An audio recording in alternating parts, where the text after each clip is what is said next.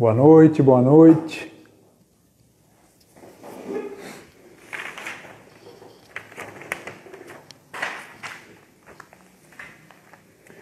Estou com um caderno de perguntas aqui para o Alisson. Alisson, sua vida não vai ser fácil hoje. Olha o Alisson aí, ó. Hoje nós vamos falar sobre vida. Sabia disso? Nós vamos falar sobre vida. A vida de Joe. Nada mais, nada menos do que Joe Pilates. E eu já vou compartilhar aqui a tela com o Alisson, porque hoje eu estou empolgado, hein? Pode reservar aí pelo menos umas 3 horas de live hoje, tá? Que hoje nós vamos, eu e o Alisson aqui, hoje nós vamos bombar.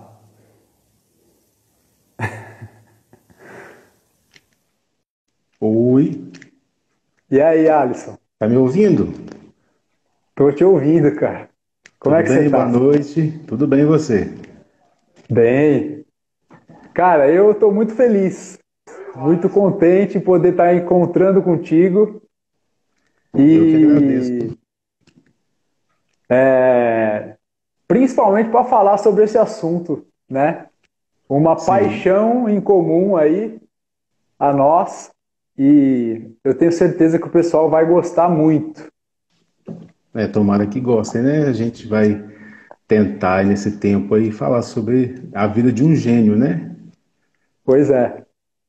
Agora, o Alisson, me diz uma Diga. coisa, você é um cara que... Eu nem sei se eu posso falar o que eu vou falar aqui, mas eu vou falar. Você é um cara que... Você tem um canal no Instagram, né? Sim. E eu posso falar isso? Pode, claro. Ah, então tá bom. Fala o nome do seu canal no Instagram. É Mr. Joseph Pilates Memories. Esse é o Isso. Instagram. Possivelmente a maioria das pessoas que estão aqui, né, na live, devem já seguir o seu Instagram. Sim. No entanto, eles nunca tinham visto o seu rosto. E Quem a era, pergunta né? que eu faço a você é a seguinte, por que esse mistério? Não é um mistério, né? Para manter, eu tive muito contato quando eu conheci, né, a metodologia clássica em 2015, né? Trabalhava com o Pilates contemporâneo antes. Eu vim descobrir que havia um personagem, um homem, um gênio atrás desse método, né? Eu achava que Pilates era o nome do método, não achava que, né, era o criador do método. E quando eu descobri, eu comecei essa busca, essa pesquisa, né? Hoje tem muitos arquivos, muitas coisas, né? Documentos, fotos, e vim estudando e conhecendo esse gênio, esse homem. E culminou nessa Certo. criação de ter muito material, dessa criação desse perfil. Então, o seu objetivo com esse perfil, repete o seu perfil que o pessoal está perguntando aqui. Mr. Joseph Pilates Memories, Memórias do Senhor Joseph Pilates, se você for traduzir ao pé da letra, né? Ao pé da letra. Por isso que a gente colocou o título da live de Histórias, Memórias e Reflexões sobre o Joseph Pilates. Não é isso? Sim. Ô Alisson, me fala uma coisa. Você fez uma formação em Pilates. Sim. Tinha feito uma formação anterior, né? Que não era a formação clássica ou tradicional que a gente fala. E em 2015 eu fiz essa formação, né? A minha professora Kátia Marota, ela foi a São Paulo, fez a formação dela em Pilates clássico, numa escola, voltou e disseminou esse método na região. A gente está na zona da Mata Mineira, né? No interior de Minas, né? Hoje nós dois somos sócios, temos um estúdio em sociedade na cidade de Viçosa, onde tem a famosa Universidade Federal de Viçosa. E a gente é o único, essa zona da mata deve ter mais ou menos uns quase 200 municípios, cidades. E nós somos o único que temos, né, os aparelhos clássicos, é a metodologia clássica. Ela está dando Então hoje continuando as você, formações. Hoje você dá aulas de Pilates, dá cursos de Sim, Pilates e treina sim, Pilates. sim, E estuda Pilates. sim, sim, E estuda principalmente a história de vida do Joseph Pilates, né? sim. Mas não é um É uma história estudo... Ô, genial. gente, uma coisa importante que eu quero que vocês entendam é que o Alisson, ele dedica um bom tempo da vida dele, não é estudando superficialmente a história do Joseph, né? Não é aquela coisa assim, vou procurar alguma coisa na internet, aí você vai lá no Google e digita lá, Joseph Pilates, sei lá, qualquer coisa, né? E aí vai aparecer algum blog, né, de alguma revista de Pilates, alguma coisa desse tipo, que vai ter um artigo lá que possivelmente é um artigo que vai falar sempre aquela mesma história, né? Aquela mesma coisa mais batida, né? Mais convencional. O Alisson, na verdade, ele estuda a partir do contato de documentos importantes, não é isso, Alisson? Sim, sim. Né, através de documentos, de fotos, né, de entrevistas, de biografias, né, a gente hoje consegue juntar isso tudo e criar, né, essa história, essa cronologia, né, desde o nascimento até a morte de Joseph. Certo. E hoje a gente vai se dedicar um pouco mais para falar, talvez assim, vamos pensar assim, na segunda metade, né, da vida do Joseph, que é justamente depois que ele sai ali da Inglaterra, né? Ele sai da Inglaterra, volta para a Alemanha. Segundo o Javier, é justamente nesse momento que ele volta para a Alemanha que talvez a maior parte da contrologia é criada, né? E aí eu não sei se você Sim, concorda com isso ou não. concordo, sim, E tá depois certa a ele vai discussão. fazer a segunda viagem dele para os Estados Unidos, a segunda e definitiva viagem, aonde ele vai passar o restante da vida dele lá nos Estados Unidos, né? Correto. Então é sobre essa passagem que a gente vai trocar uma ideia, que a gente vai conversar, né? Sim, Então, o Alisson, a primeira pergunta que eu tenho para você em relação a isso é a seguinte: o Joseph, quando ele volta, né, da Inglaterra, ele ficou lá, de uma certa maneira, em um campo de confinamento para estrangeiros, né? uhum. E a gente pode dizer que a biografia que a gente vai se embasar nessa conversa é a biografia do Javier, ou você vai usar outras coisas, outras Do referências Javier. do Javier? Javier e outras referências, mas a grande parte é do Javier. Me fala uma coisa. Você acredita que, em termos assim, por exemplo, de uma pesquisa histórica, né, e de uma certa busca por uma verdade, você acha que a biografia que mais se aproxima do Joseph seria a do Javier, ou você acha que todas se aproximam de alguma maneira em termos de perspectiva? Eu concordo que seja do Javier, né? Ele ficou, né, andando aí 7, 8 anos da vida dele, né, atrás de documentos. Ele fez os passos de Joseph, né?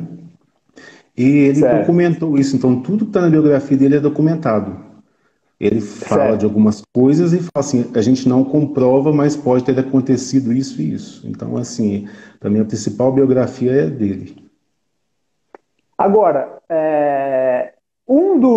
talvez, uma das questões mais importantes que está dentro da biografia do Javier é essa questão de que, na verdade, o Joseph, ele tira um pouquinho, né, a imagem do Joseph dessa imagem de uma espécie assim de super-herói, né, de um De um mito, mito. de uma... Isso. Ele tira um pouco essa imagem do Joseph e coloca o Joseph num plano da raça humana, né? Ou Sim, seja, no plano onde todos nós temos qualidades e defeitos e coisas desse tipo, né? E você acha que isso é sim. importante para o método? Ou seja, humanizar o Joseph é importante? Sim, com toda certeza, né? A gente desmistificar, né, essa história que eles tentaram criar, né, uma história de um mito, de um gênio, né, inventaram histórias igual a morte, né, que ele morreu no incêndio no estúdio, tentando salvar os equipamentos em cima de um Cadillac. Né? A gente sabe que essa história não é verdadeira, e outras tantas histórias, então, eles tentaram transformar ele em uma santidade, vamos dizer assim. E a gente sabe que ele foi um ser humano igual a nós, né? Com seus vícios, seus defeitos. E ele é uma pessoa, não ia, mas é um gênio, né? A grande vantagem sobre nós é que ele foi um gênio, um grande gênio. Agora, o Alisson, quando você fala assim, inventaram, né? De alguma forma, qual foi o papel que o Joseph Pilates teve nesse inventaram?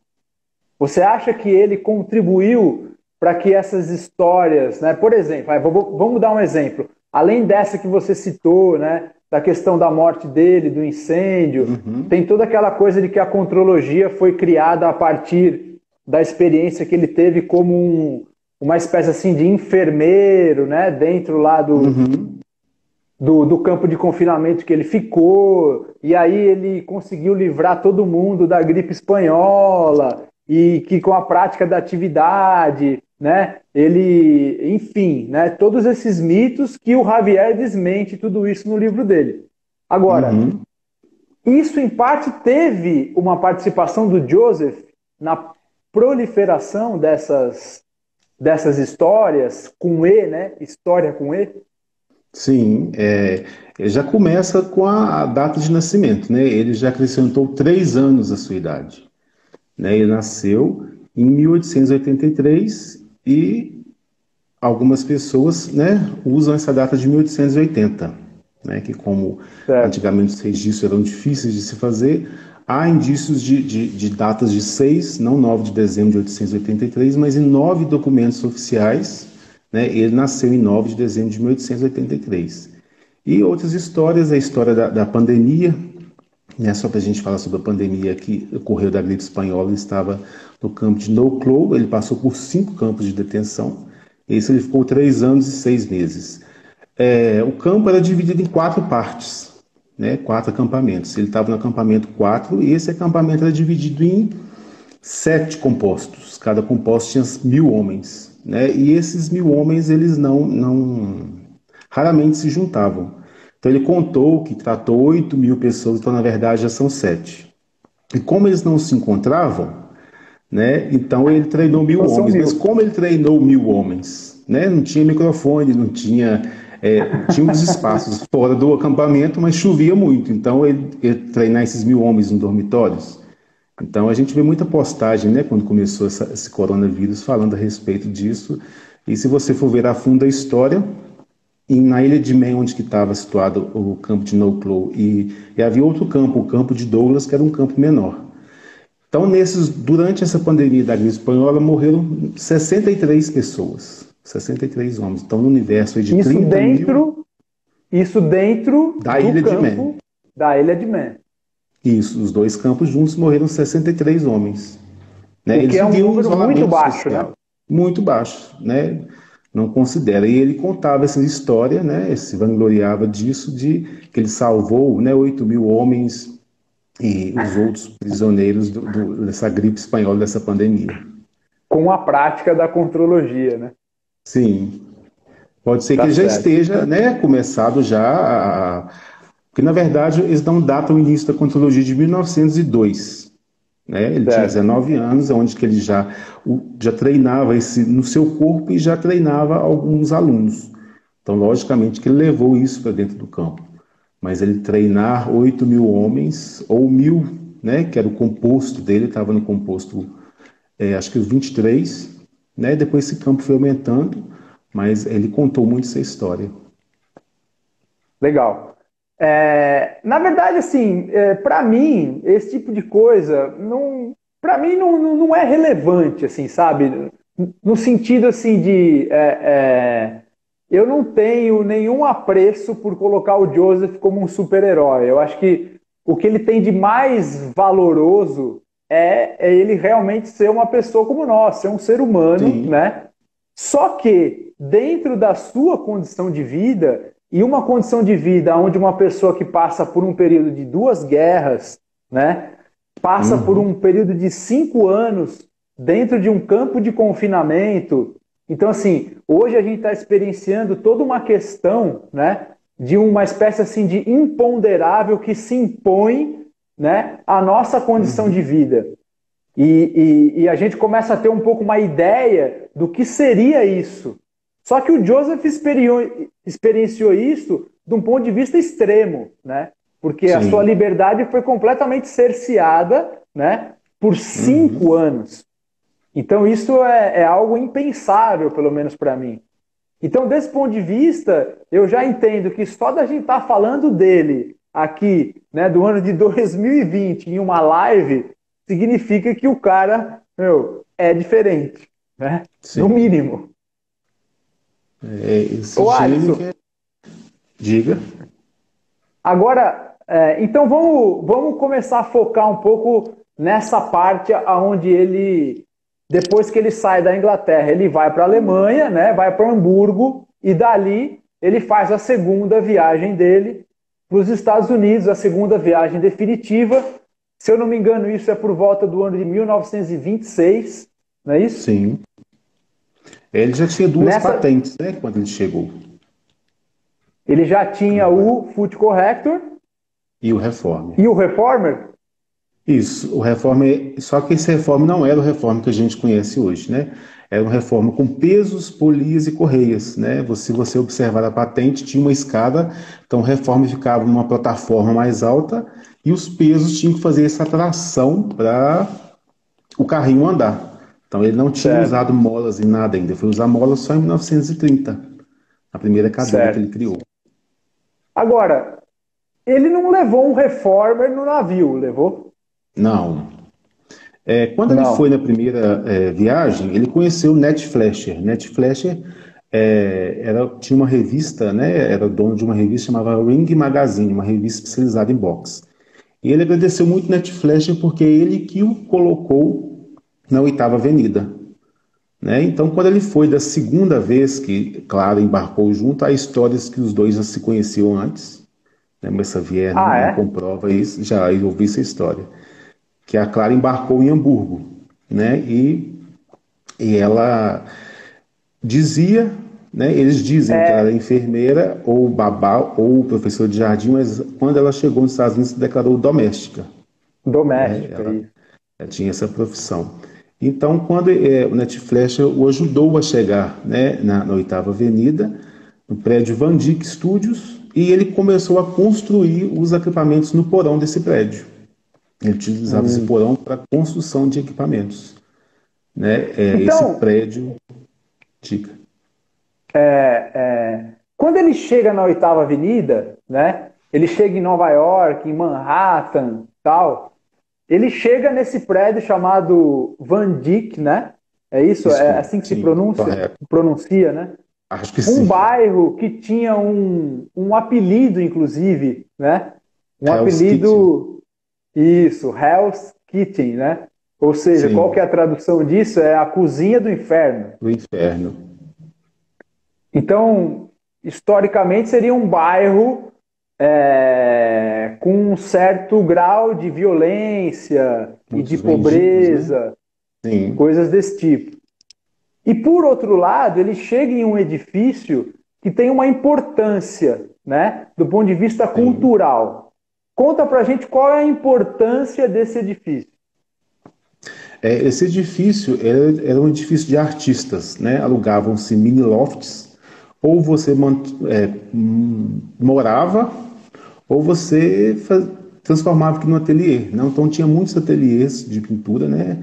Vários pintores colocavam em exposição suas telas nessas salas. Joseph construiu uma casa no apartamento, né? Virou um apartamento 203, e de frente para o estúdio funcionava uma escola de dança. Né? Quando ele chegou nesse prédio, essa escola já não funcionava mais, é onde ele instalou o estúdio dele. Então ele morava de frente para o estúdio. Então era um estúdio de artistas. Alguns moravam e a maioria tinha escolas de música e dança e pintores. E segundo o próprio livro do Javier, diz que ele morava em um setor que era destinado para músicos, né? Sim, correto. Setor para Muito músicos. E bem. quando ele chegou, né, em Nova York, Nova York estava, né, borbulhando da parte cultural, econômica, tinham 28 espetáculos, né, na Broadway. Então isso encantou o Joseph, que ele resolveu ficar ali, né, por toda a vida dele, né, ele não saiu dali, por 41 E anos. Né. além dessa parte, né, assim, digamos assim, cultural, também existia a parte cultural relacionada com a questão do movimento esportivo, né? Também. Porque, por exemplo, o Javier ele fala do Madison Square Garden, por exemplo, né? As Que escolas foi de o boxe, né? templo, isso, foi o templo do boxe, e que estava ali próximo também, né, ao estúdio do Joseph, né? Tudo Talvez muito um pouco perto. depois. Isso. Tinham também alguns clubes de ginástica que simulavam os próprios clubes de ginástica que existiam na Alemanha, também já existiam ali, ou seja, ele estava inserido dentro de um caldeirão cultural, né? Onde de alguma maneira isso também serviu como um campo de fertilidade para ele dentro do seu trabalho. Agora, vamos pensar, ele viaja em 1926. Quando exatamente o estúdio dele, digamos assim, vai estar pronto para ele começar? É imediatamente ou ele demora um tempo? Tem informação sobre isso ou não? Sim, ele demorou um tempo, é, mais ou menos deve ser uns 10 meses. Deixa eu achar um documento para mostrar para vocês aqui. Ficou um tempo, né? Ele deve ter conhecendo a cidade de Nova York, né? E confeccionando seus equipamentos no porão desse prédio, né? Porque ele foi sem equipamentos nenhum. Então, isso aqui é um documento do convite de 30 anos do estúdio. E aqui está datado 26 de março de 57. Então, deve ser mais ou menos em 26. março de 26 de março de 1957, convidando os alunos para a comemoração de 30 anos do estúdio. Então, deve ser em março de 27 que ele abriu esse estúdio, né? Mais ou menos essa data aí. Se você for ver, né, mês de março foi comemorado, então pode ser que tenha aberto em Ô março, ou Alisson, fevereiro, ou abril. ô Diga. Alisson, onde é que você arrumou esse documento, cara? Tem muitos documentos. Tem muitos documentos. Muita coisa. Cara, que fantástico, cara, isso. Mostra de novo, por favor. Esse é do Javier, tá vendo? Tem embaixo a biografia dele, é um documento do Javier que ele achou aí, convidando, convite de 30 anos, né? Joseph Clara, ocasião dos 30 anos de aniversário da fundação do Pilates School of Contrology. Tá aí. Cara, que demais, cara, que 26 de bacana. março, então deve Que ser bacana. em março de 27 que ele abriu seu estúdio em Nova York. Né, ele chegou em abril, né, de 26, ele, Clara. Eles dizem que meses depois os dois já tinham o mesmo endereço. E foi mais ou menos. Eles ficaram, né, as contas, mais ou menos 10 meses aí, né, ele consumindo equipamentos para poder abrir o estúdio com equipamentos, né, já que ele não havia levado nada no navio. Certo. Aí, vamos pensar assim, né? Vamos começar a dar uma reconstruída aí nesse espaço. Ele abre o estúdio, né? E ele começa a atender as pessoas, começa a atender alguns clientes e tal. O Joseph, ele, como ele era um alemão, possivelmente ele tinha uma característica, né? Como todo bom alemão, e ele tinha alguns procedimentos no estúdio.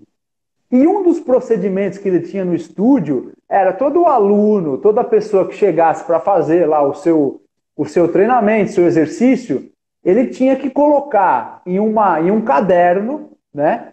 Ele tinha que colocar lá o nome, né? Colocar a data, colocar o endereço, uma série de coisas. E segundo o Javier conta no livro dele, ele teve acesso a pilhas e pilhas de cadernos, aonde ele, na verdade, consegue ter uma certa historicidade, né, das pessoas que passaram pelo estúdio. Agora, houveram, na minha opinião, né, vamos pensar assim, dividir em duas categorias. Houveram clientes, mas também houveram assistentes do Joseph. Sim. Estou certo? Ou seja, Certíssimo. houveram pessoas que se tornaram assistentes do Joseph. Tamanho a aproximação que elas tiveram com a contrologia. Quem foram essas pessoas, além da Clara, né, que também se sabe que ela desenvolveu atividades dentro do estúdio, Sim. que também desenvolveu atividades dentro do estúdio ao lado do Joe? A gente falar um pouco de Clara, a gente não veio falar muito de Clara, né? Os alunos diziam que era a dama, né, a estrela do estúdio. Falava baixo, educada, conhecia os clientes por nome, né, o que Joseph não tinha. Joseph às vezes brigava com algum aluno, algum cliente, ela ia apaziguar, né? E os alunos dizem que o toque dela, né, o hands-on era um toque com o dedo, ela transformava o movimento, né? E ela que recebia pagamentos. Outro dia eu li num livro dizendo que ela tinha aquele uniforme, aquele vestido com os bolsos, era para guardar dinheiro, porque eles pagavam por sessão, né? Então ela guardava o dinheiro ali. E o estúdio tiveram dois assistentes oficiais, né? Que é a Hannah. A Hannah chegou em 37 como cliente, ficou 30 anos até a morte de Joseph. A Hannah era uma alemã. Isso que eu ia te perguntar. Era uma alemã, e ela, além de assistente, ela era pau para toda a obra. Então ela limpava o estúdio, lavava as toalhas, ela cozinhava para Joseph e Clara, fazia compras, ela dirigia para eles, era a única dos três que tinha carteira de motorista. E depois nós temos o John Winters, né? Ele chegou em 58. Ele era um organista, né? Chegou com dor no braço, ficou até a década de 70, depois ele retorna quando Romana assume o estúdio. Então foram esses dois oficiais, né? Fora todos os elders que passaram, né, pelo estúdio.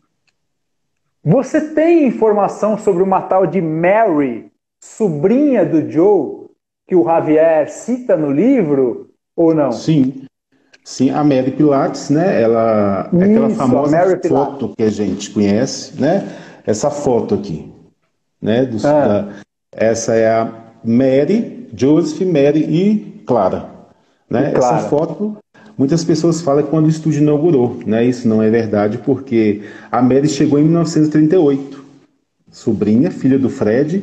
O Fred tinha já imigrado para os Estados Unidos antes de Joseph. E ela foi aprender contrologia com o tio, ela foi morar com os dois. Ela morou na casa, dormia na sala, ela ficou de 38 a 41, então essa foto deve ser mais ou menos de 39 a 40. Depois ela voltou para a cidade do pai, mas ela não praticou contrologia, ela foi trabalhar numa fábrica como operária. Então essa é a história que a gente conhece da Mary. E o Robert Fitzgerald, é assim que se fala? Robert Fitzgerald. Ele chegou no estúdio, né, por um tempo, ficou lá, ele teve um reformer em casa, né, era um dos clientes que tinha um reformer em casa. Joseph construía, né, equipamentos, né, isso era muito comum para clientes. Quem não era cliente do estúdio, ele não construía. Então ele construía equipamentos para clientes, porque a pessoa sabia manusear a sequência dos exercícios. E o Robert tinha um desse júnior, né? Ele conseguiu depois o reformer doméstico, o júnior que eles chamam, que sem os pés mais simples e que crianças, tinha uma sequência para crianças que poderiam usar esse reformer. Ele ficou um tempo lá, 2 anos de cliente, depois ele foi para a França, né? Mas ele não chega a ser assistente do Joseph. Não. Ele era um cliente. Cliente. Tá. Sim. A Mary Pilates, sim, foi uma assistente. Sim, foi para aprender com a contrologia com os tios. A contrologia. E a Romana, que vai chegar em, se não me engano, é 1942, é isso? Eu acho que sim. Eu tenho 42, 43? Isso, ela chega em 41 para estudar balé, né, com Balanchine, ou Balanchine, não sei como pronuncia. E ela foi ao estúdio de Joseph, né, fazer o treinamento dela. Depois aquela história do casamento, ela retorna, depois ela volta, né, do Peru e fica aí ela fica direto com Joseph, né? Certo. Ela era uma das que ajudava Joseph para poder mostrar seu método, né, para o mundo das pessoas. Ele fazia demonstrações, isso era muito comum, né? Então ele tinha um cliente, chamava Neil Désio, que era um senhor. Ele tinha a chave do estúdio, né? Ele treinava todos os dias de manhã antes do estúdio abrir, e ele fazia a manutenção dos equipamentos e alguns reparos que precisavam. E ele ajudava Joseph nessas demonstrações. E é ele, a Romana e o Sr. Désio que dirigia a van e levava algum equipamento. Então eram os três na van. Então, ele saía por alguns lugares para fazer a demonstração do método. Sim, e é interessante que ele explanava sobre contrologia, isso em associações médicas, escolas, faculdades, universidades que o convidavam. Ele explanava sobre contrologia, se tivesse algum equipamento ele fazia demonstração, né, que era sempre com a Romana, e abria para perguntas e respostas. Quando não levava algum equipamento, ele simplesmente fazia o match coletivo. E se o público tivesse interessado, né, na sua explanação, ele dava esse match coletivo ou fazia a demonstração. Se não tivesse, ele abria perguntas e respostas e ia embora. Esse era o humor de Joseph. Né, a gente tem até um certificado aqui, deixa eu ver que está embolado, da Escola de Academia de Quiropraxia, que é um certificado onde eles agradecem Joseph, né? Academia de Quiropraxia, um certificado a ele agradecendo pelo auxílio no curso de pós-graduação. A data de Que legal, 1958. É um certificado da que Academia de legal. Quiropraxia. Então ele recebia, né, os certificados, agradecimentos pela demonstração da contrologia onde ele era convidado. Ô Alisson, agora, tem uma coisa que eu acho que é um pouco meio contraditória na história do Joseph, que é a seguinte: o Javier, no livro dele, ele fala muito que o Joseph tinha a intenção de que a contrologia se tornasse, na verdade, uma espécie assim, de metodologia oficial, ou seja, que ela fosse reconhecida, inclusive, pelos órgãos públicos, né? Sim. Que ela fosse, que ela pudesse ser colocada em escolas, né? Como, na verdade, uma metodologia em busca da saúde, né? Da educação e etc. Uhum. Por outro lado,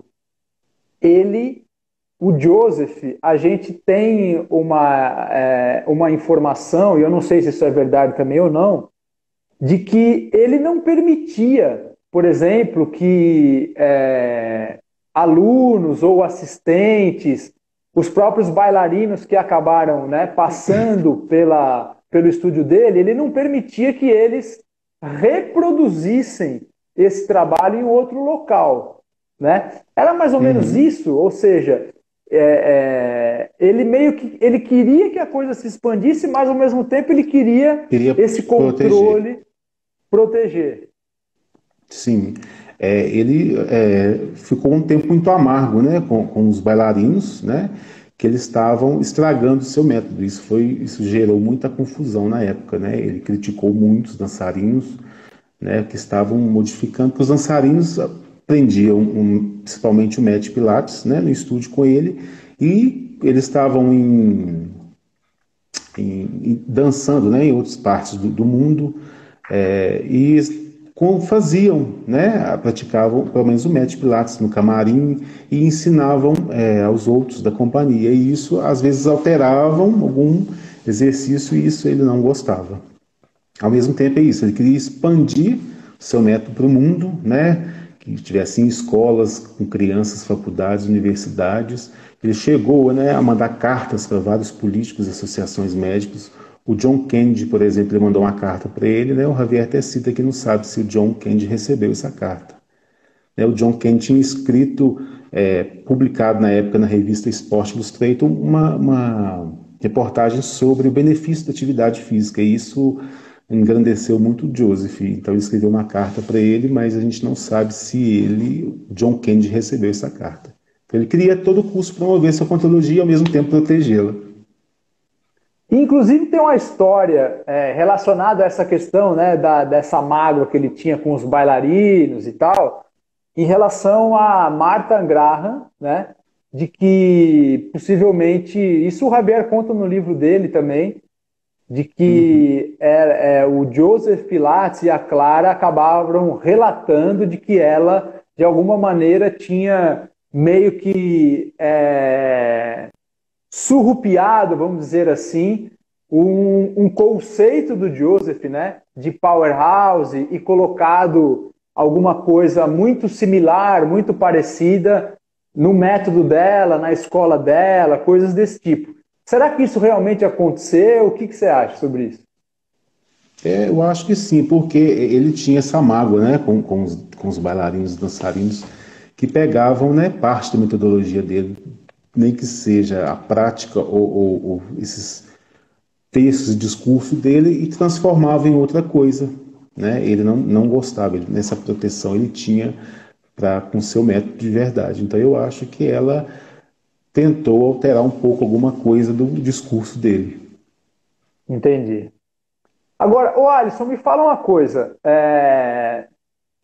Existe um momento ali nessa história toda que entra aquele famoso festival, né, que está relacionado lá com o Jacob's Pillow, né, Sim. onde tem muita imagem, né, muita informação Vídeos, a fotos. respeito, vídeos, né, e fotos. Como é que surgiu esse festival? Qual é a importância disso para o método? Tem alguma importância? Não tem? O que você acha sobre isso? Sim, tem muita importância para o método, né? Joseph, lá ele conseguiu também demonstrar, né, a sua contrologia. Só para a gente contextualizar, né, tem o Ted Shaw, que é um dançarino coreógrafo, e a esposa dele, a Ruth St. Denis, né, que era uma dançarina também. Então a Ruth chegou no final dos anos 20, por volta de 28, 29 no estúdio, com problemas no joelho. O Ted Shaw só foi chegar no estúdio em 1940. Os dois eram um casal, eles criaram uma companhia de dança, a Dennis Shaw. Dennis de Ruth St. Denis e Shaw de Ted Shaw. E excursionaram pelo país todo e outros países. E eles divorciaram em 1930-31. O Ted casou-se com um companheiro, né, um bailarino, o Barton. Né, e hoje a gente vê muitas sequências de fotos e vídeos de Ted Shaw com Barton no estúdio. Em 1931, o Ted Shaw comprou uma fazenda nessa região de Berkshire, entre Lee e Becket, né, no estado de Massachusetts. E ele foi morar, né, com uma companhia, 4 bailarinos, uma pianista e uma secretária. Então ele foi morar nas instalações para eles reformarem. Eles ficaram 2 anos morando lá, deve ter tido pedreiro, marceneiro. E ele tinha criado uma companhia de homens, né? Era uma inovação na época, uma companhia só de dançarinos. Ele criou para que isso fosse, esse espaço Jacob's Pillow, para transformar-se num festival e que os pudesse coreografar essa companhia nova dele. E o Joseph chegou lá em 1942. Ted Shaw o convidou, né? Então a gente vê aquelas fotos, aqueles filmes. Né, era uma antiga fazenda, ele construiu, né, outras instalações. A gente vê, parece uma cerca, né, de madeira, que é uma plataforma que tem, né, tem filmes, e ficou de 42 a 51, só que teve um intervalo que Joseph não ficou, porque eles brigaram, ele e Ted Shaw. Né, Ted Shaw disse que Joseph queria que fosse entregue a ele Jacob's Pillow para ele organizar, para ele, né, mandar. Ele não respeitava regras, bebia muito e flertava com as alunas. Essa foi a história da briga. Então ele ficou de castigo, né? Ele não foi em 44, 45, 46. Então em 3 anos ele não ficou lá. Aí ele volta em 47 e fica até 51. Né? Aqui a gente tem, deixa eu te mostrar esse documento também. Esse aqui é uma agenda, parece, de Jacob's Pillow. Então tá, segunda, quarta e sexta, Pilates de 9 a 9h55. Né? Ele dava aulas, né, em grupo, essas aulas, depois ele dava aulas em particulares e tratamentos corretivos. Aí depois de 51 ele não voltou lá mais. Mas aí Ted Shaw diz que mesmo brigados, ele nunca deixou de indicar ninguém a Joseph. Depois eles voltam, né, essa amizade retorna. Ted Shaw retorna ao estúdio e faz mais vídeos, mais fotos que a gente conhece aí. Então essa é a história, né, mais ou menos, do Jacob Spillow, da passagem de Joseph por lá.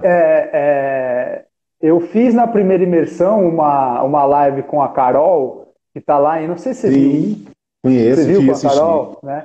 E hoje em dia tem a possibilidade, né, E essa companhia existe, né? Esse local existe ainda.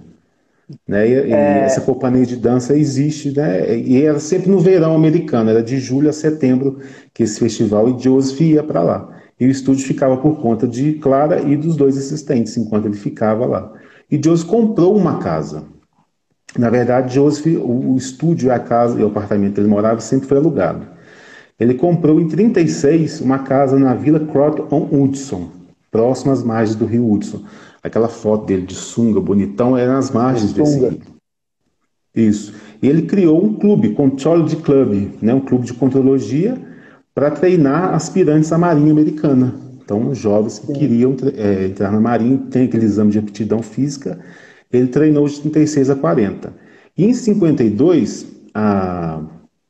o Departamento de Obras de Nova York precisou de construir uma estrada e ele teve que vender essa casa, foi desapropriada essa casa, aí ele comprou, né, próximo ao Jacob Spillow, a Carol acho que disse na live que é mais ou menos 1 quilômetro, muito perto, comprou, para a gente é um sítio, né, que a gente conhece aqui no Brasil, reformou, ficou anos, e em 55 ele abriu uma escola de treinamento físico nessa casa.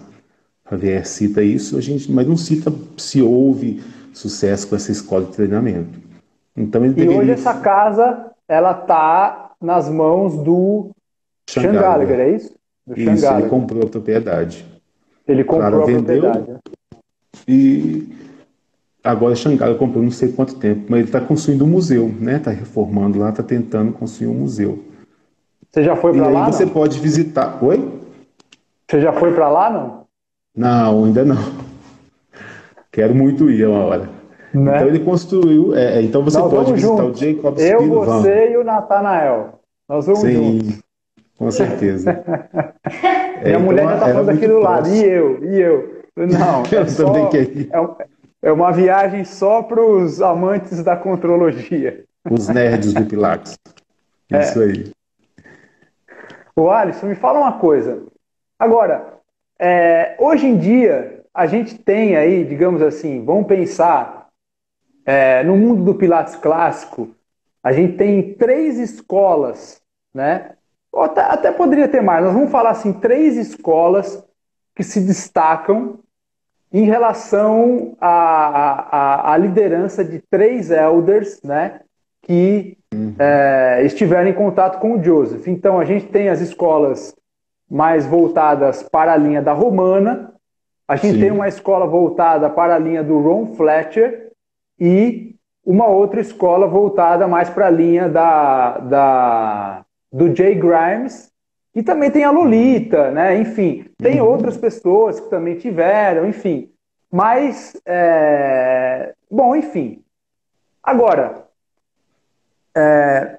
o Javier, no livro dele, e aí é uma coisa que também a gente precisa interpretar e ver, e eu hoje estava até conversando com o Nathanael, né? E ele estava me falando um pouquinho sobre o conteúdo do livro do John Steele, né, e tal. Sim. Eu ainda vou começar a ler esse livro. Você já acabou de ler esse livro? Já. Esse livro foi lançado em maio, eu com 2 dias eu li o livro. Muito bacana esse livro, né? Ele conta a história dele, pessoal, né? Ele foi ao estúdio, ele tinha uma dor no pescoço, sua mãe já era aluna, cliente de Joseph. Então ele chegou nesse estúdio em 64, Joseph faleceu em 67. E na primeira aula ele vomitou, né? Aí ele não contou para Joseph isso, quando terminou a primeira aula. E tem várias histórias, tem uma história interessante dos dois andando ali por Manhattan, Central Park, que fala sobre sexualidade, né? Algumas posições, algumas posturas do Pilates, alguns exercícios. Sugestivos. Ele fala, sim. Ele fala muito bem também da morte de Joseph, né? A gente pode falar daqui a pouco, né? Ele esclarece mais alguns pontos. E ele fala também, termina o livro com um diálogo como se Joseph estivesse aqui hoje, conversando com ele. É um livro muito interessante. Agora, querendo meio que te colocar em maus lençóis, vamos dizer assim, né? Vamos pensar assim, para você, qual é o nível de importância de cada elder desse? Vamos pensar assim, Romana, né? Ron Fletcher, o próprio Jay Grams. O Javier, por exemplo, no livro dele, ele fala que o Jay Grams tem um registro dele apenas em 1968. 1968 foi o ano... 64. Se eu não me engano... Oi?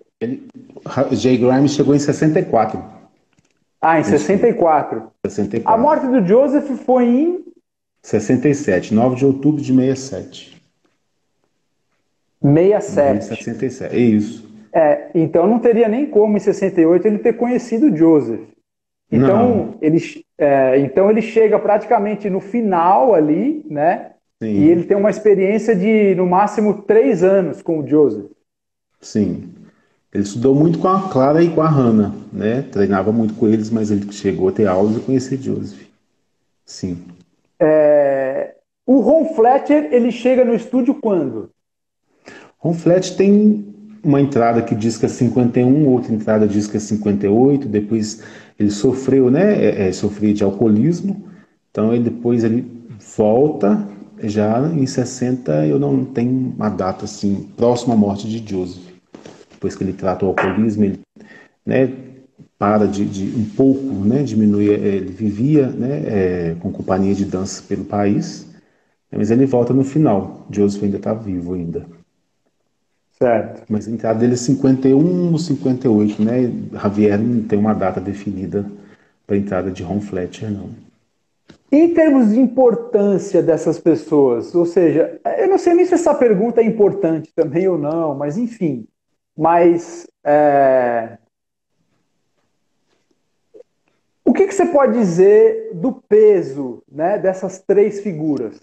E se você acha que tem alguma figura ainda, obviamente tirando a Clara, né, que a Clara tem uma importância, Hannah também, né, apesar de que o Javier fala de que a Hannah, depois da morte do Joseph, ela some, né, ela desaparece e tal, enfim. Mas qual que é o peso dessas figuras em termos assim do legado do Joseph?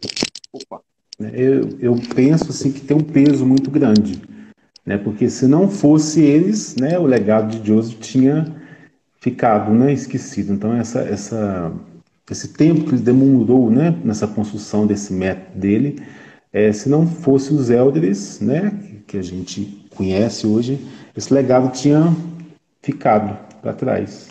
Então quem tinha feito Contrologia até 1967, até Clara, não lembro que ano que ela fez, né? O estúdio foi para Romana. Então, se Romana não tivesse vindo, outros elders não tivessem, a Carola tivesse aberto, né, um estúdio, ela abriu com a bênção de Joseph, porque ele construiu equipamentos para o estúdio dela. Então, se não fossem eles, não tinha, né, disseminado o método da Contrologia. Tinha chegado até nós hoje, né? O pessoal tá pedindo para ver o quadro que tem aí em cima da sua cabeça aí. Tem uma foto de Joseph. Tá vendo aí? Agora deu para ver. E em cima tem alguma coisa relacionada ao Pilates, não? Tem o Around the Clock. Ah, tá. Tem uma aqui, né? O Around, que era um panfleto, né? Um dos folhetos que ele vendia $1 e esse dinheiro era doado, né, para entidades ou o Fundo de Guerra Nacional dos Estados Unidos. Então Joseph foi muito caridoso, né? Ele tratava pessoas, né, com poliomielite, às vezes não cobrava. Quando houve, né, a quebra da bolsa, ele tinha essa característica? Sim, Javier cita isso. Que quando a bolsa, né, de Nova York quebrou, foi a crise 28 e 29, né? Então muitas, né, clientes, né, saíram do estúdio porque perderam tudo.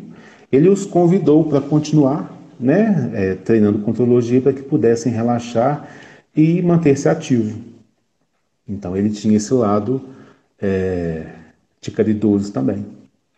Que legal isso, Uma outra bacana. característica interessante dele também é, né, maçom. Joseph se tornou maçom em Isso. 38, né? Um aluno o convidou, né?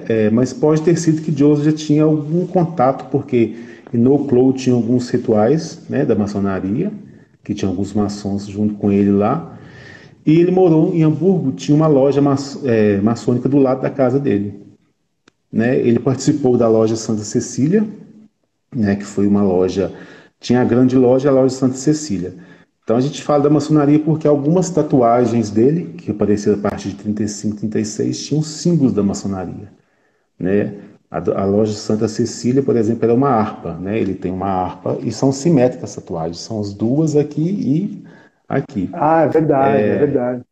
Se observar uma foto dele, você observa a simetria das tatuagens.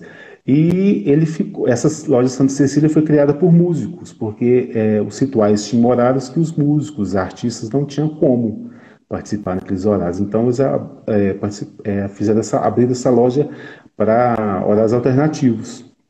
E Joseph ficou muitos anos nessa loja. Santa Cecília Padroeira dos Músicos, não por isso que essa loja tinha esse nome.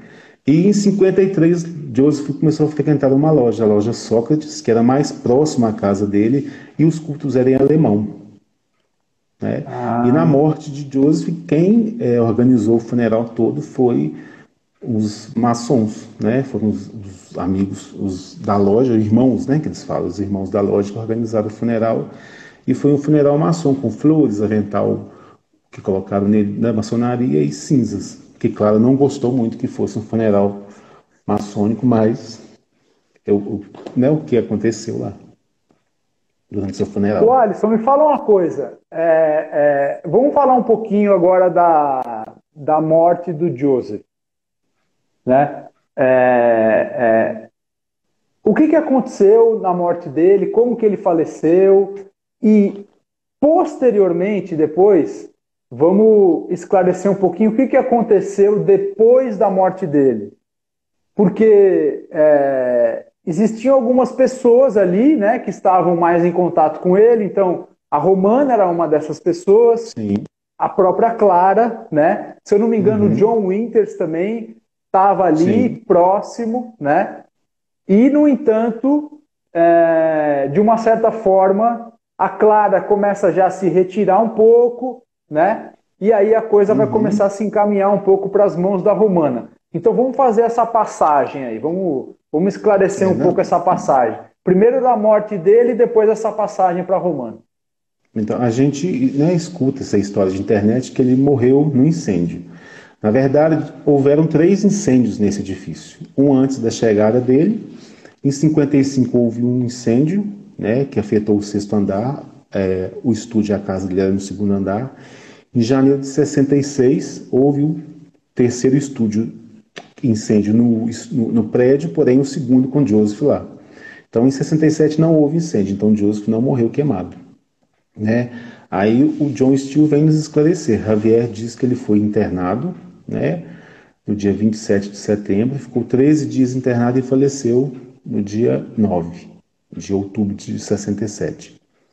John Steele já vem dizer que ele internou-se dia 6, ficou 4 dias internados, e ele conta uma história, né, que é até interessante nesse livro, que ele começou a sentir falta de ar em casa, passar mal. Clara tentou ligar para o 911, que é o telefone de emergência dos Estados Unidos, e ele não deixou.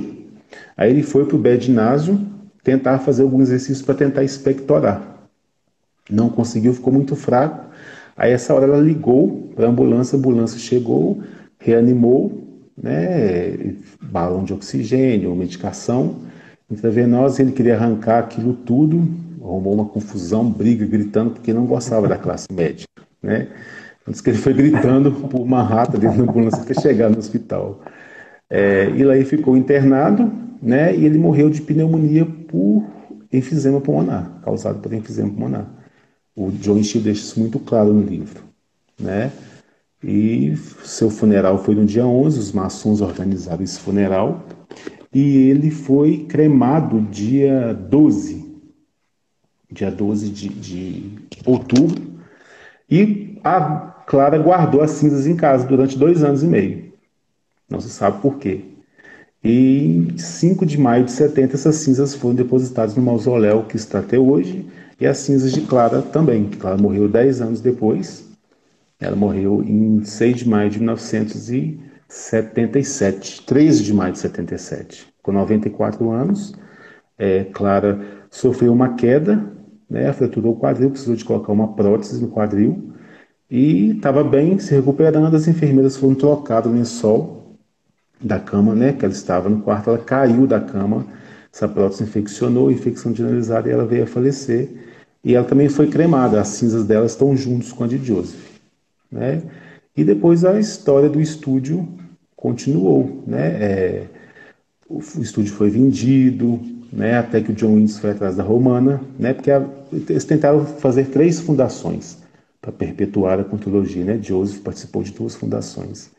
E depois da morte dele tentaram, né, uma terceira fundação, e para tentar manter o estúdio, né? O estúdio até trocou de lugar, né? Depois venderam para um, venderam para O outro. Javier fala de um grupo de investidores, né? Que inicialmente comprou os direitos do estúdio e tal, e depois a Romana acaba comprando isso desses investidores, não é isso? Sim. O John Steele, por exemplo, doa, né, as ações. Eles fizeram tipo umas ações, um grupo, né, de investidores, e John Steele doou a parte dele, então ela ficou com 70 e eu não lembro quantos por cento desse total, como dona do estúdio, como, né, a proprietária. E tem uma história longa aí pela frente. Mais uma live, né? Sim. Ô, Alisson, a gente tem 3 minutos para acabar a live. Eu queria voltar pelo menos mais uns 10 minutinhos com você. Sim, claro. Você permitiria? Então a gente vai indo aqui até começar a dar o... Aí depois a gente volta um pouquinho, porque eu acho que tem agora uma parte importante, né, nisso. Porque, de alguma forma, a situação ali da Oitava Avenida, a própria situação dos Estados Unidos, a própria situação socioeconômica, né, dos Estados Unidos. O Javier fala, inclusive, de alguns motivos, como outras atividades físicas que acabam começando a surgir, né? A Oitava Avenida começa a virar um lugar, de novo, né, muito empobrecido, enfim, uma série de coisas. Então, o estúdio ele começa a dar uma degringolada, né? Dar uma guinada e tal. Então, agora, vamos partir daí para chegar nessa questão de como que as coisas se deram para que a Romana pudesse começar a assumir um pouco essa história toda e, de repente, começar a fazer essa ponte para que a coisa chegasse. Porque isso é uma coisa importante, né, da gente imaginar. Sim. Porque, assim, o Joseph morre, 10 anos depois morre a Clara, e tinha tudo para que isso tudo, na verdade, acabasse ficando esquecido de alguma maneira. Você concorda comigo ou não? Se não tivesse uma pessoa, né, para fazer essa ponte e fazer essa coisa chegar até a gente, né, da maneira como isso hoje está voltando a se acender, possivelmente a gente não ia estar fazendo essa live hoje. Sim. Exatamente. Foi a Romana que o legado, né, tentou manter esse legado, e, na verdade, manteve, né? Que hoje a gente está aqui por causa dela e de outros, né, Elderis. Então, ó, tem 83 pessoas assistindo a live aqui. Eu quero ver se essas 80... Olha, vou falar uma coisa, viu, Alisson? Essa live deveria ter pelo menos 250 pessoas, como tinha ontem na live com a Inélia. Ontem foi uma senhora live, né? Você viu a live, não? Você tava, Sim, né? claro. Você viu? Sensacional. Legal. A live. Muito bacana. Então vamos lá. A gente parou justamente no momento em que dessa transição, né? Morte do Joe, depois, 10 anos depois, a morte da Clara. Isso. O estúdio começa, né, a degringolar ali, toda uma situação, né, socioeconômica, enfim. E aí a coisa vai ser passada de alguma maneira, vai chegar nas mãos da Romana. Como que isso se dá e como que ela leva isso para frente?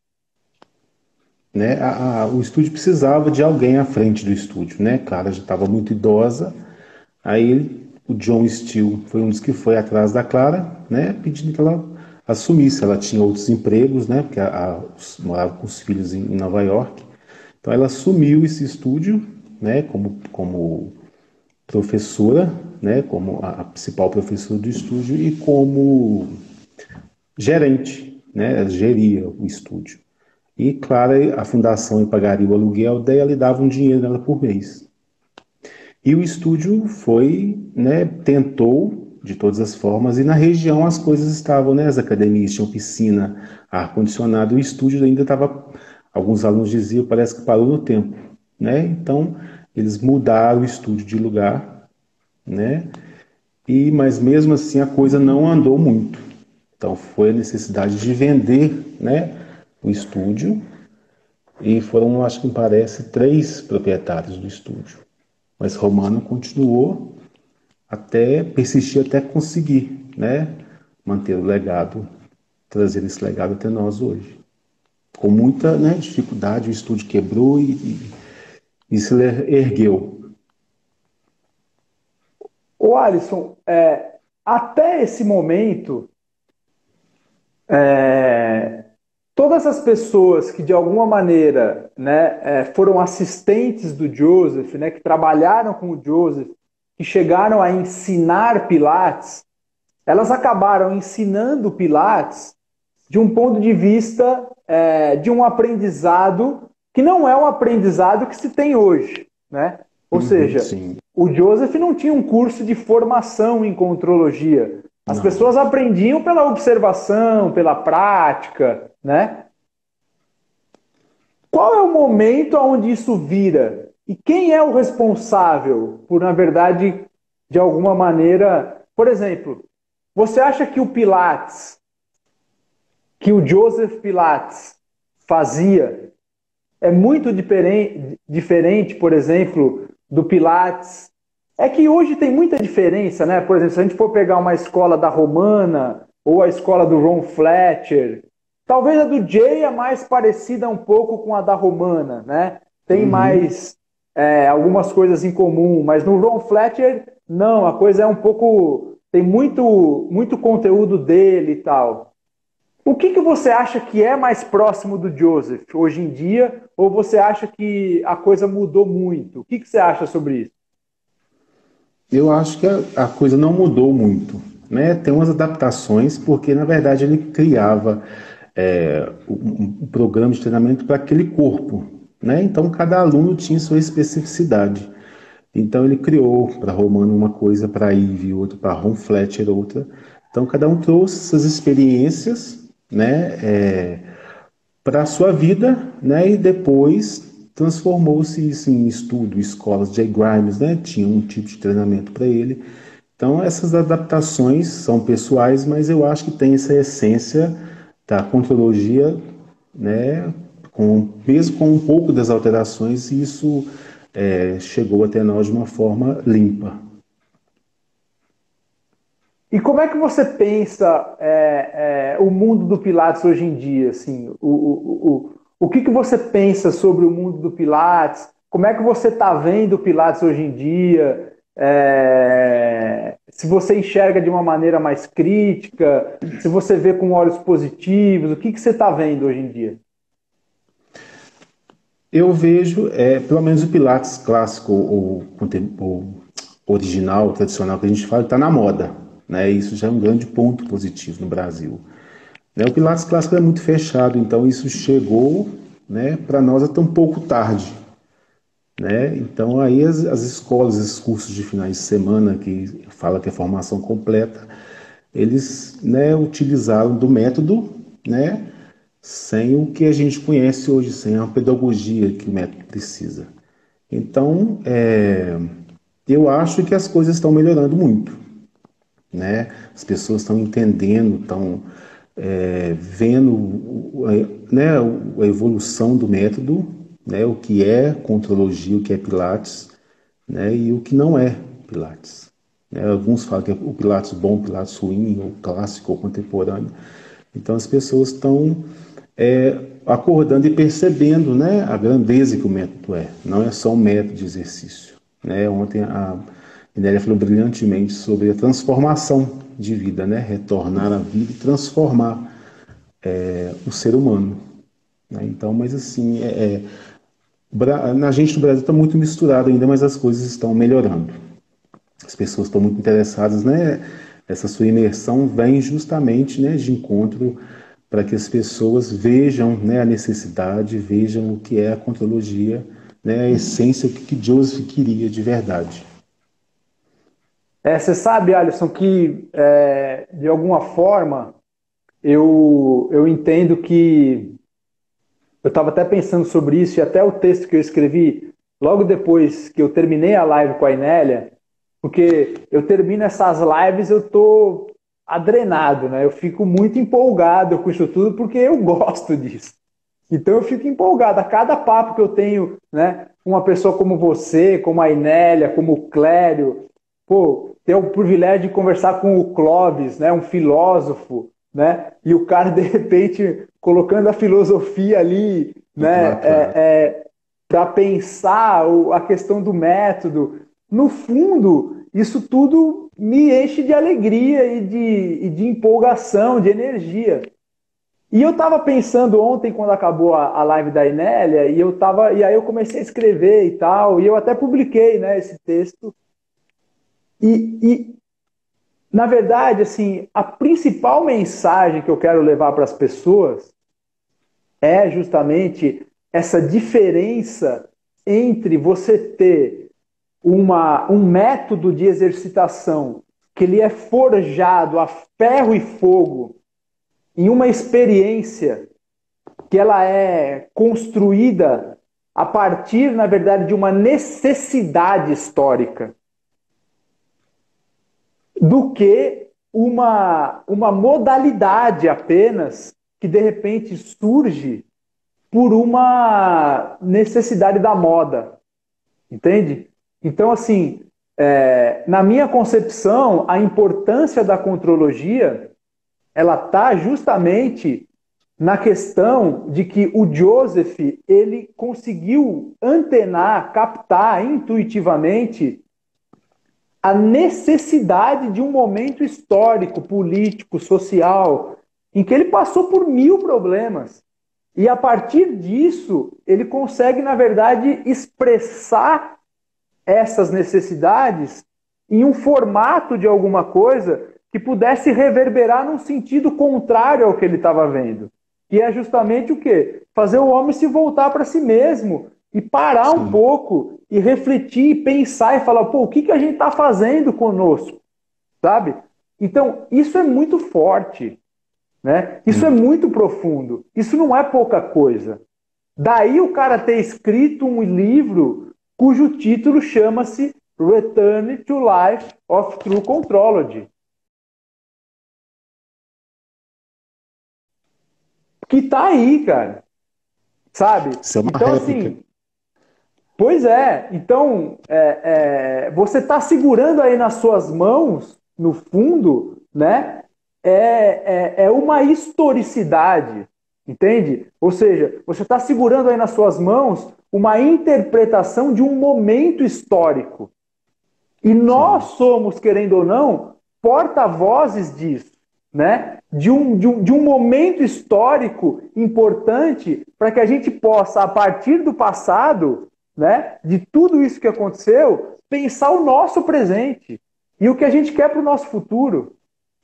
Então isso é a importância da contrologia. Cara, isso não é pouca coisa, pelo amor de Deus. A gente precisa parar. O professor de Pilates, por meio de todas essas reflexões, a gente precisa parar um pouco com essa história das vezes querer só ficar colocando movimento bonitinho na internet, porque isso não vai levar o Pilates a lugar nenhum. E cada vez mais a gente começar a construir momentos como esse, onde a gente possa pensar juntos.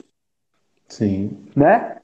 E pessoas como você, pessoas como a Inélia, né? Como o Clério, como todos os professores da primeira imersão que passaram aqui, são pessoas de fundamental importância para esses momentos acontecerem, para essas coisas, sabe, começarem a emergir e a partir daí a gente começar a trilhar um caminho dentro de uma comunidade bacana. Então, desculpa aí o meu prolongamento no discurso, Não, mas no fundo é um discurso de agradecimento a você, do fundo do meu coração. Eu acho que você obrigado por você ter se disponibilizado a aparecer, né? Assim, você nunca tinha feito uma live, não é? Não, primeira vez. Primeira vez que eu apareço numa Então tá live. aí, ó. Primeira, né? Eu vivo me convidando, Desvirginou, mas eu vivo recusando. fugindo. E me fala uma coisa, uma curiosidade. Por que nesse momento agora você decidiu aparecer? Eu achei. Eu falei, acho que chega de ficar. Não. Vou botar a cara a tapa, vamos ver o que vai dar. Né? Eu admiro o seu trabalho, admiro você, né? Conheço o seu trabalho há muitos anos. Eu falei, eu não posso recusar um convite do Alexandre.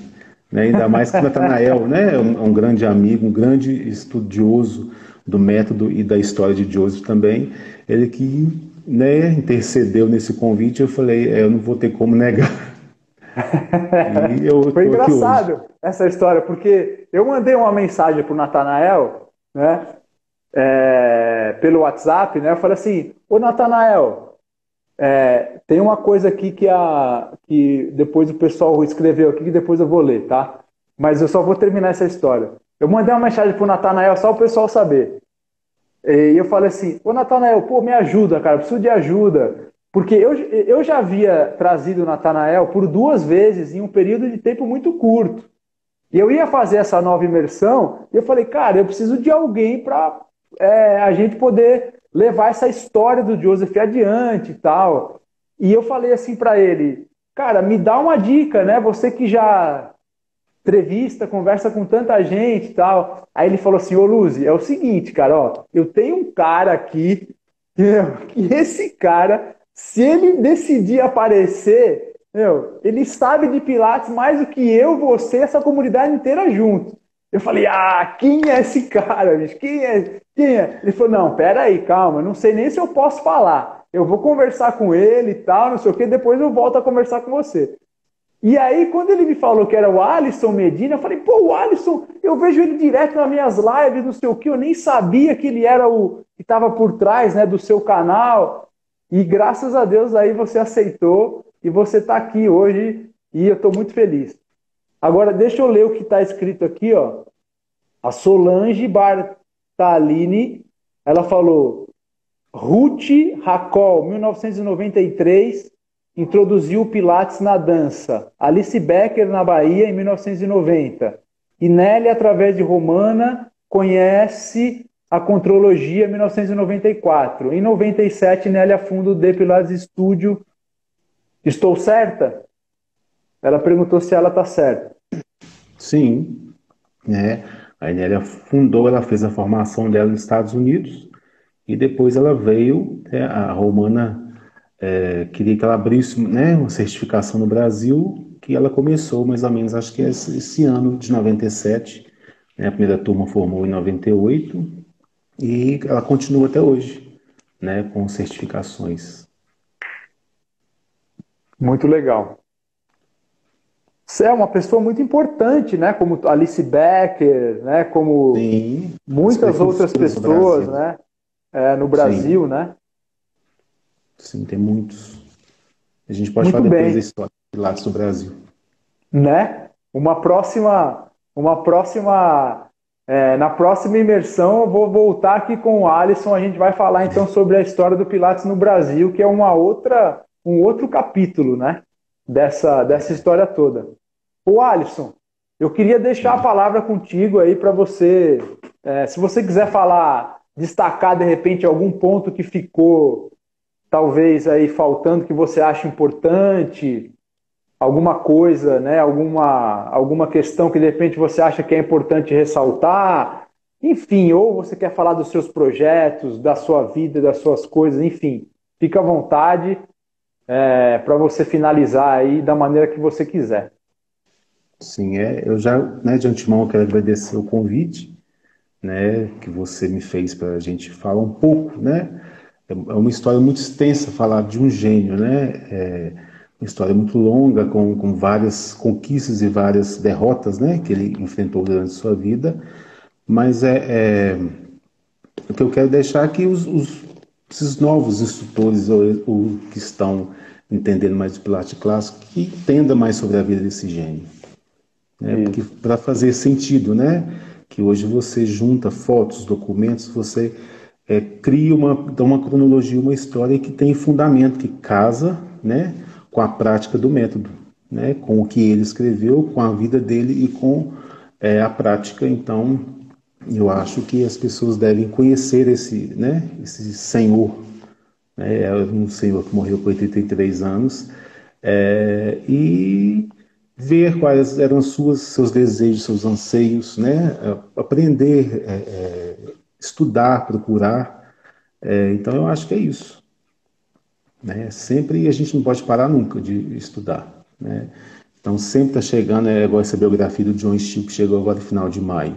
Então, traz muitas coisas, né, interessantes. Tem a biografia da Eva, né, em alemão, que é essa biografia aqui. Né? Também traz outras histórias de Joseph. Tem a do Javier, né, para quem não conhece. Tem essa biografia. Tem ela em alemão, desculpa, tem ela em espanhol, inglês e italiano. Então, né, as pessoas buscarem pelo menos um conhecimento, né, e ler os livros de Joseph. Né? A gente depara com muitos instrutores aí que não conhecem os dois livros. Né? A gente tem 3 traduções no Brasil. Eu tenho a tradução da Inélia, a tradução da... esse é o da Inélia, os escritos. Isso. Que tem esse texto no final de 1960, né, do Pilares da Contrologia. Sim, esse, Cecília Panelli.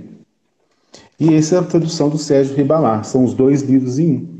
Né? Então, a gente tem 3 traduções no Brasil dos 2 livros dele. Então, acho que é uma obrigação a gente ler os livros e entender, para entender mais a fundo o que ele queria vai se casar aí a prática, né, da contrologia com o conhecimento que a gente tem.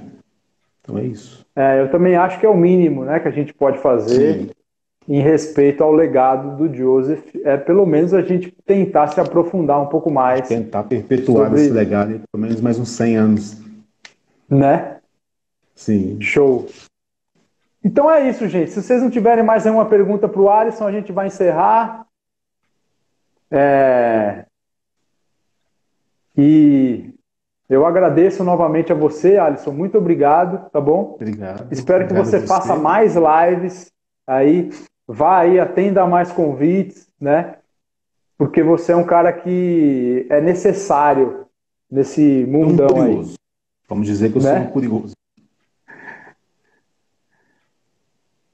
Legal, gente. Muito obrigado, tá, Alisson? Fica com Deus, uma boa noite, um abração. Boa noite, obrigado. Gente, só uma coisa, ó. Só tem alguns recadinhos. Quais eram os recadinhos mesmo, Fê, que eu tenho que dar?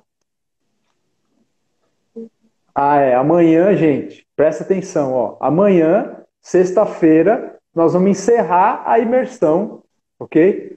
E a gente encerra a imersão às 2h30 da tarde com uma live comigo, onde eu vou falar um pouquinho da minha perspectiva de como é que foi essa semana, né? De como eu vou contextualizar toda essa semana e de como na verdade, a gente pode fazer um fechamento de todo esse conteúdo, né, que a gente viu, tá bom? Então, espero que todos estejam comigo. Parabéns pela iniciativa, né, de tentar, né, colocar o Pilates clássico cada vez mais, né, já que ele já está na moda, vamos colocar ele para frente, né, que ele nunca saia de moda. E né? Com consistência, né? Com certeza. Com certeza. E um outro recadinho Amanhã eu libero a aula 3, tá bom? Porque nessa semana, quem está inscrito na semana, eu mando por e-mail 3 aulas que eu gravei falando sobre o método. Então amanhã vocês vão receber a aula 3. Beleza, gente? Um beijo para vocês, fiquem com Deus. E, Alisson, obrigado, hein? Obrigado Valeu. a você. Boa noite. Até mais. Boa noite.